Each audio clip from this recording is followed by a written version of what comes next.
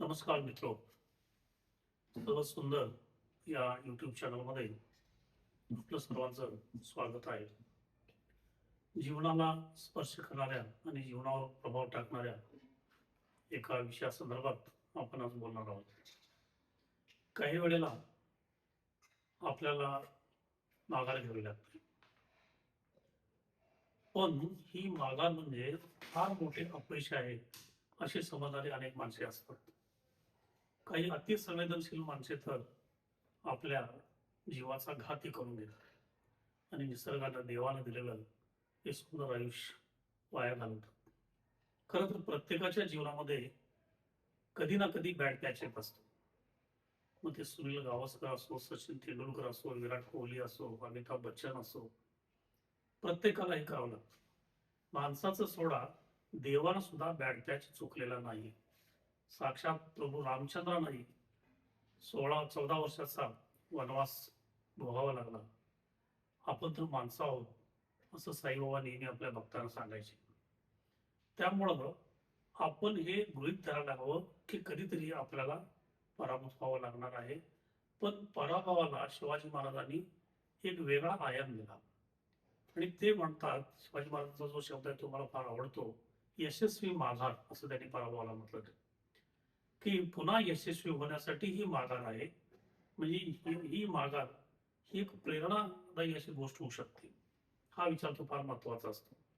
मी एकदा गावाकडे गेलो होतो आणि तिथं 12वी शिकणारी मुलं सगळी नापास झाली असं मला तिथल्या लोकांनी सांगितलं.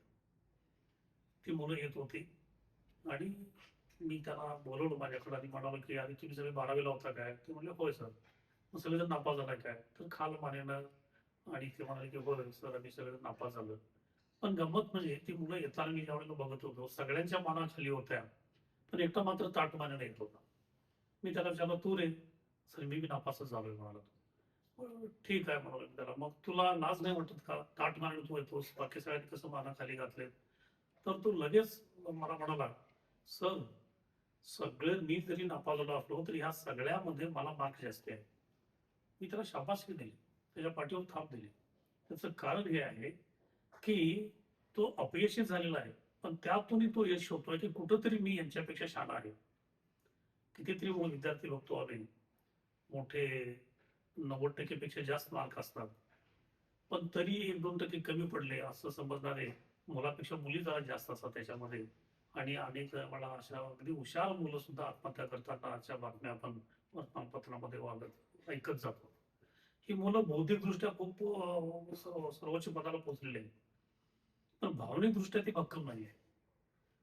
पराभव खरं तर आपल्याला भावनिकदृष्ट्या आपण भक्कम असू तर तो पराभव पण पचवतो.